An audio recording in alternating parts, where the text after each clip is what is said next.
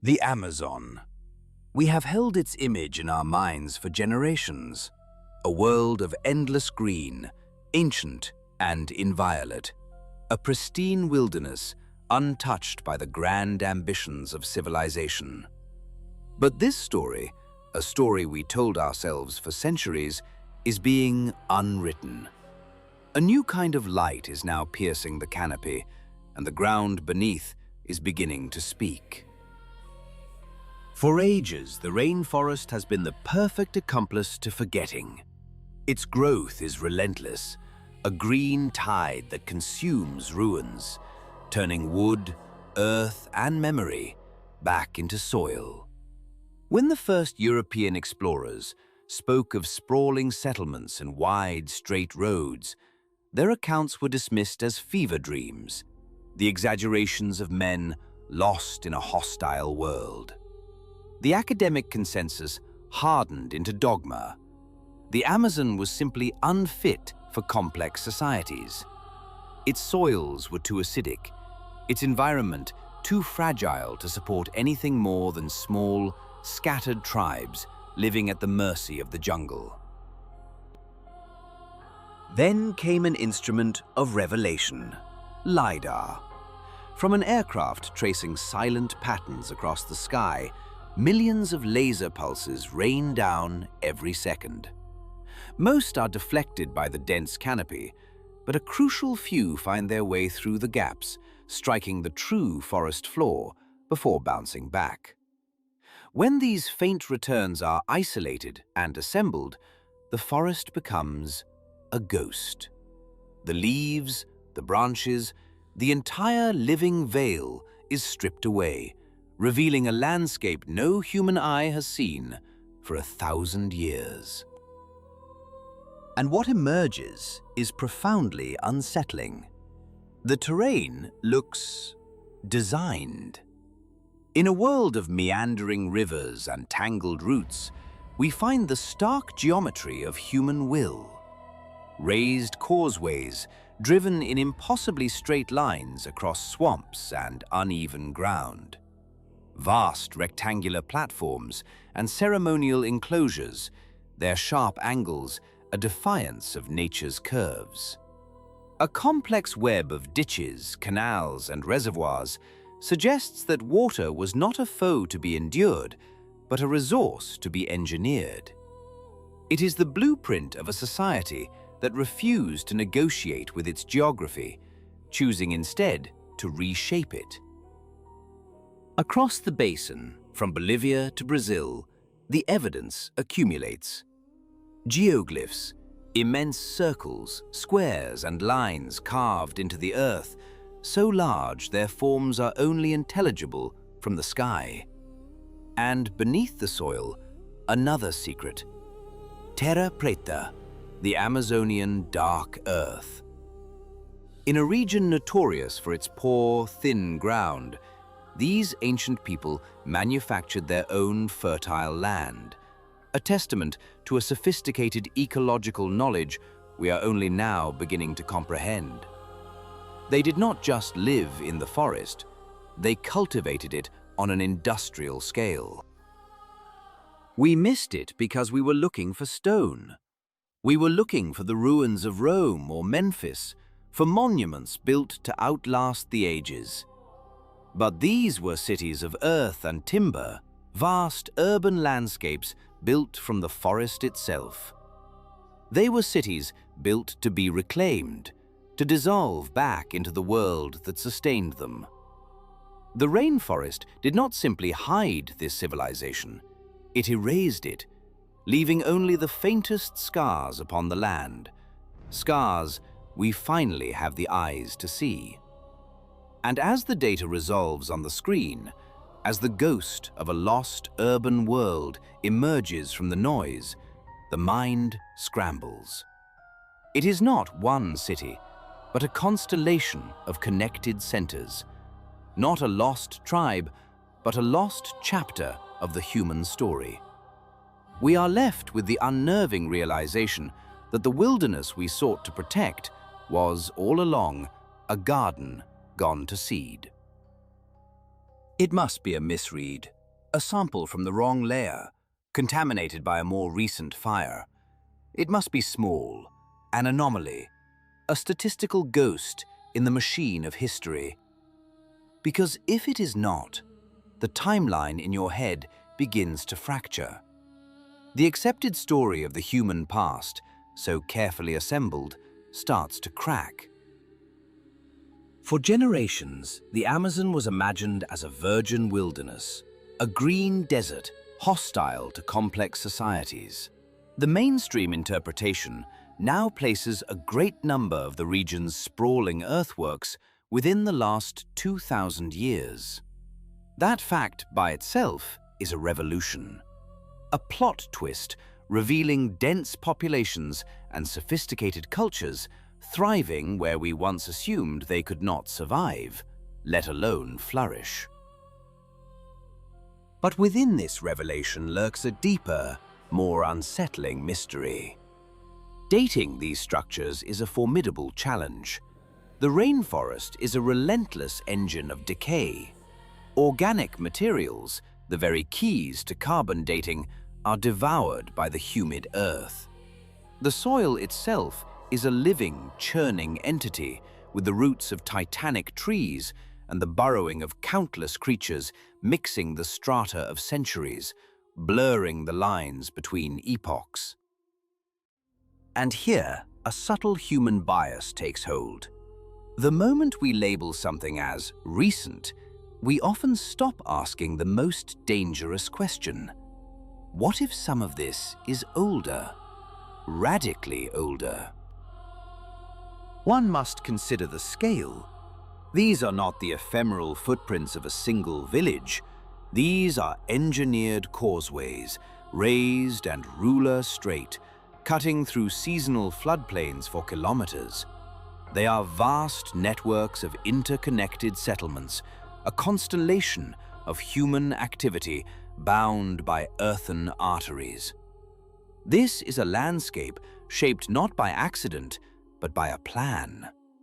An orchestration of labor on this scale speaks of a sophisticated social structure, of leadership, of shared laws, of knowledge passed meticulously from one generation to the next. Then, the anomalies begin to whisper. Why carve colossal geometric forms, perfect squares, circles, intricate radiating lines, into a landscape that denies a clear vantage point from the ground? Perhaps their purpose was practical: immense systems for water management, defensive moats, or territorial boundaries. Perhaps it was social: sacred ceremonial spaces, arenas for gatherings that bound disparate communities into a single cultural fabric. But the precision is what haunts the mind. The unerringly straight lines, driven through uneven terrain, the repeating angles echoed across vast distances. The deci. When patterns repeat with such fidelity, you are forced to ask, who was the teacher? And how was this knowledge spread across a basin the size of a continent? This is the point where the hard data of archaeology touches the ethereal realm of myth. Indigenous traditions across the Amazon basin speak of primeval ages, of great teachers and culture bearers, sometimes described as beings from the sky. They tell of cataclysmic floods that reshaped the world, of entire epochs of life lost to time. Most scholarship treats these as symbolic narratives, rich tapestries of cultural meaning.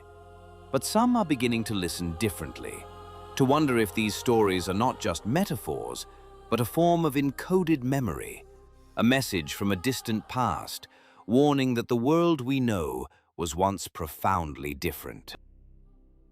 Deep time gives this idea a chilling plausibility. At the end of the last ice age, nearly 12,000 years ago, the planet underwent a period of violent climatic transition. Ice sheets melted, and global sea levels rose dramatically.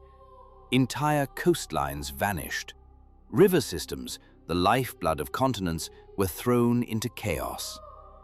Catastrophe is not always a single fiery event. Sometimes it is a slow, grinding collapse, cession to its knees. In the humid crucible of the rainforest, a collapsed society would not leave cities of stone to be stumbled upon. It would leave scars, a memory pressed into the soil, softened and obscured by 10,000 years of rain and root. We must anchor ourselves to the evidence. None of this requires visitors from the stars or a fantasy of lost technology. Humans are the architects. We know they managed forests, carved canals, built vast grids of raised fields, and transformed poor soil into the miraculously fertile Terra Preta, black earth that remains productive to this day. Complexity does not always advertise itself with stone monuments. Sometimes its greatest expression is a living landscape, a masterpiece of ecological engineering so vast it only reveals its true nature from the heavens. But the evidence also invites a shadow of doubt to fall over everything we thought we knew.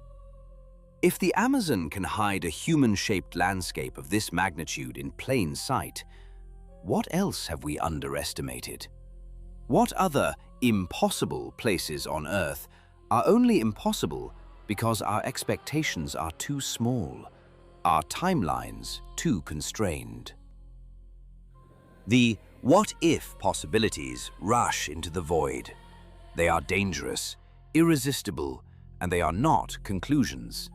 They are merely doors left slightly ajar. What if there was another chapter to the human story, right here? Not a fantasy empire of gold and conquest, but something else entirely. A civilization whose great works were not stone, but soil, whose wealth was not metal, but a profound and intricate understanding of life itself. What if the enduring image of the Amazon, a vast, untouched wilderness, is not a portrait of nature, but the tombstone of a civilization? What if beneath that suffocating green canopy lies not scattered tribes, but a sprawling network of cities, a latticework of causeways and canals, all perfectly adapted to a life woven into the fabric of the rainforest? Imagine a catastrophe, swift and absolute, resetting the great game of existence. The sky closes, refusing rain for a generation. The rivers, the lifeblood of a society, swell into instruments of annihilation or turn to poison with disease.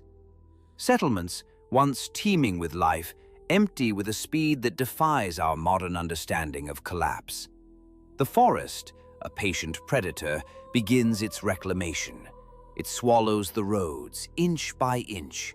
It dismantles the plazas, stone by stone. It sends roots cracking through the foundations of pyramids until even the memory of what stood there becomes a forbidden story, a dangerous whisper. What if the few survivors, scattered and traumatized, carried only fragments of their former world into the future? What if their ancestral knowledge, stripped of its context, became the stuff of legend? The great architects who raised cities from the earth were remembered not as engineers, but as gods who moved mountains. The teachers who mapped the stars were recalled not as astronomers, but as visitors from the sky. The sophisticated bioengineering that turned poor soil into fertile farmland was transformed into ancient magic. And what if our modern frameworks for explaining these anomalies, theories of Anunnaki or ancient astronauts, are not evidence of extraterrestrial contact, but a symptom of something far more terrestrial? A profound discomfort with our own forgotten history. We have been trained to imagine ancient peoples as simple, their achievements incremental. So when faced with evidence of impossible scale, of breathtaking, unsettling alternative, is not that aliens built these places, but that humans did. Humans whose accomplishments we have systematically erased from the record, because the jungle is a machine for forgetting, a green razor that shaves history down to the bone. The revelations delivered by LiDAR technology are therefore not just about finding ruins. They are about the collapse of an entire assumption. The jungle we called empty might have been meticulously organized. The soil we called weak might have been the product of brilliant engineering. The past we called simple might have been a tapestry of staggering complexity. And once you accept that, the story is no longer about a single lost city. It becomes about the chilling possibility of a lost world. So the next time you stare at a satellite image of that unbroken emerald sea, ask yourself, is that wilderness, or is that a cover story? As the scans widen, as the laser pulses pierce the canopy, the ground keeps answering back with the undeniable geometry of human intention. Roads, plazas, and earthworks. And if the Amazon is willing to reveal this much after centuries of silence, one question hangs in the humid air, perfectly still. What if the greatest discovery is not a city hidden beneath the trees? What if it is the terrifying realization of how easily, how completely, an entire chapter of the human story can be made to disappear? From a world erased by nature, we step into another, one obscured not by leaves, but by the shimmering fog of legend. We journey to a city whose very name was an incantation, a syllable that still vibrates through time: Babylon. Here on the sun-baked plains of Mesopotamia rose a metropolis of towering ziggurats, of enigmatic gods and dazzling wonders, the glittering jewel of an empire built on clay and ambition. For more than 4,000 years, its ghost has haunted us. Yet despite centuries of scholarship and excavation, many of its most profound secrets remain unsolved. How did this ancient civilization, born between the Tigris and Euphrates, achieve such an advanced understanding of astronomy, of law, of architecture? The questions whisper from the dust. The first riddle is perhaps its most famous, an enigma wrapped in poetry: the Hanging Gardens of Babylon. Ancient writers, men who had never seen it but had heard the tales, spoke of a miracle of engineering, an oasis of impossible beauty suspended in the desert air. They described a palace draped in flowering vines, a mountain of green rising from the arid plain, with terraces cascading with waterfalls, all kept alive by an unseen, ingenious system of pumps lifting water from the river below. It was a testament to a king's love for his queen, a botanical marvel designed to replicate the green hills of her homeland. It was a wonder of the ancient world. But for all the poetry it inspired, for all its fame, a stubborn silence lies at its heart. Archaeologists have scoured the ruins of Babylon, and they have found no definitive trace, no foundation, no ruin that could be this legendary paradise. Was it a real place? A masterpiece of hydraulics and horticulture lost to time? Or was it merely a myth, a beautiful fiction born in the imagination of poets and travelers, a dream of paradise in a harsh land? The jewel of Mesopotamia remains a city of ghosts, and its most famous wonder may be the most spectral of them all. In the heart of ancient Mesopotamia, A city of legend rose from the sun-scorched earth, Babylon. Its name alone conjures images of impossible grandeur, of walls so wide that chariots could race upon their summit. And within these walls, a marvel was said to exist, a paradise suspended between heaven and earth, where trees grew high above the city's clamor, the Hanging Gardens. So breathtaking were they, so miraculous in their engineering, they earned a hallowed place among the 7 wonders of the ancient world. And yet, of this verdant masterpiece, not a single stone, not a single shard of irrigation pottery has ever been found. In the dust of modern Iraq, archaeologists have unearthed the foundations of sprawling palaces, the sacred precincts of massive temples, and the ghostly outlines of entire neighborhoods. But no structure unearthed matches the vivid descriptions left by Greek and Roman historians. The gardens have vanished completely, leaving behind a void filled only with questions. Were they destroyed so utterly that not even a trace remains? Was the story a poetic exaggeration, a traveler's tale embellished with each retelling? Or was it a case of mistaken identity, a wonder belonging not to Babylon, but to Nineveh, the rival capital of Assyria, built by the ruthless king Sennacherib? To this day, the Hanging Gardens remain a wonder without a home, a phantom paradise that may never have existed at all. But Babylon's puzzles run deeper than vanished gardens. They are etched into the very stone of its laws. Consider the Code of Hammurabi, carved into a towering basalt stele nearly 3,800 years ago. It is one of the world's oldest and most complete legal codes, a monumental declaration of justice containing laws that governed everything from trade and property to marriage and violent crime. From this very text comes the famous, chilling phrase, "An eye for an eye." It seems a bedrock of civilization, a clear line drawn between order and chaos. Yet recent scholarship reveals something startling. Hammurabi's laws may never have been enforced as practical day-to-day legislation. Instead, they may have served as a grand piece of political theater.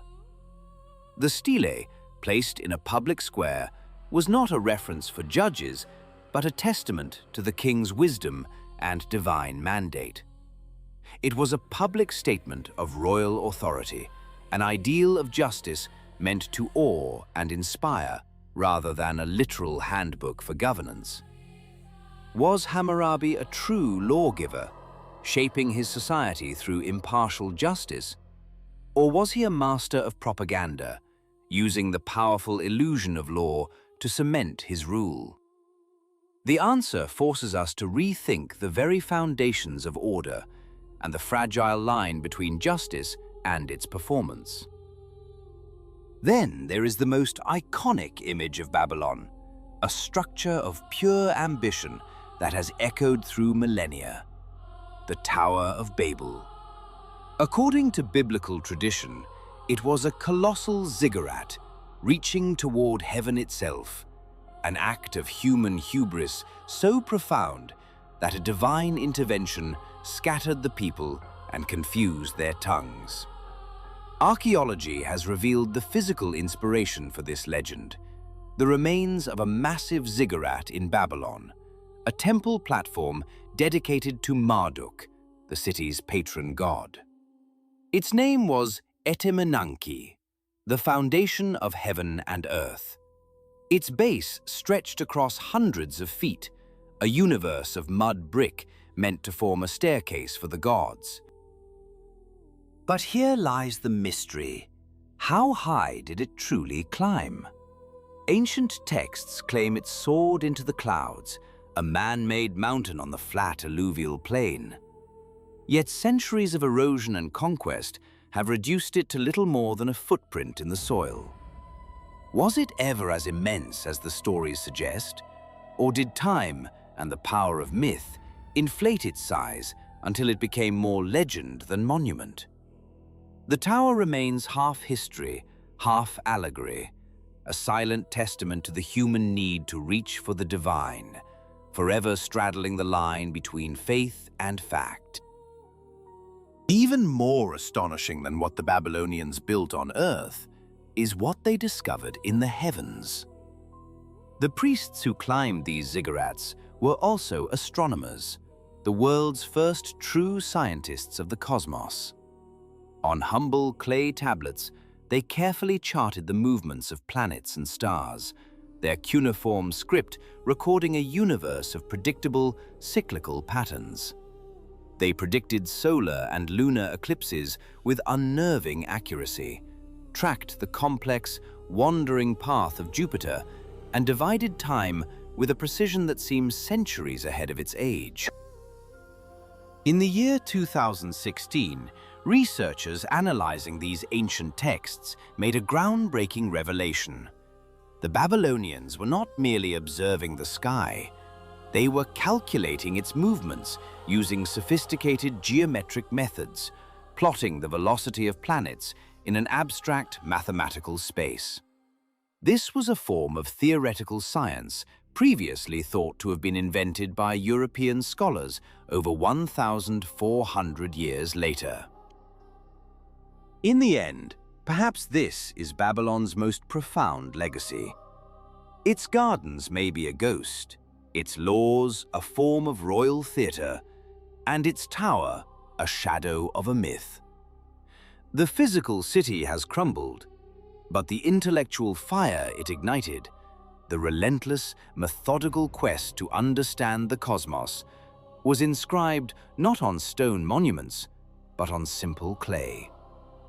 It is a testament that while empires turn to dust and wonders fade from memory, the human desire to look up and comprehend our place among the stars is the most enduring structure of all. In the silent archives of baked clay, etched in the wedge-shaped script of Mesopotamia, lies a profound challenge to our timeline of human genius. Here, Babylonian astronomers charted the heavens with a precision that would not be matched for centuries. They tracked the paths of Mercury and Venus, predicted lunar and solar eclipses, and developed a sophisticated mathematical framework to describe the cosmos. These were techniques once thought to have been invented by Greek scholars a full 1,000 years later. The question that echoes from these tablets is not merely one of history, but of origins. How did they acquire such knowledge? Was it a flash of brilliance? A civilization stumbling upon lost madam? A quiet inheritance passed down through civilizations whose very names are now lost to the wind? Their celestial understanding, a marriage of meticulous observation and abstract thought, still leaves us suspended between awe and mystery. And then there is the haunting final chapter. In the year 539 BCE, the mighty city of Babylon, the jewel of the ancient world, protected by walls so vast they were counted among its wonders, collapsed. It fell to Cyrus the Great of Persia, not in a storm of siege and fire, but seemingly overnight. Ancient accounts, from Herodotus to the cuneiform cylinders of the conquerors themselves, describe an almost phantom invasion. The invaders entered without a fight, as if the city itself, weary of its own greatness, had simply opened its gates. How could an empire this powerful, this monumental, vanish so quickly? The question fractures into a dozen competing theories. Was it betrayal from within? Perhaps the powerful priesthood, alienated by their king Nabonidus, saw the Persians not as conquerors, but as liberators. Was it a political coup, skillfully disguised as a foreign conquest? Or was it a masterstroke of military engineering, a stratagem of almost mythical audacity? The story persists that Persian engineers diverted the entire flow of the Euphrates River, which ran through the heart of the city, allowing their armies to march silently into Babylon along the dry, muddy riverbed.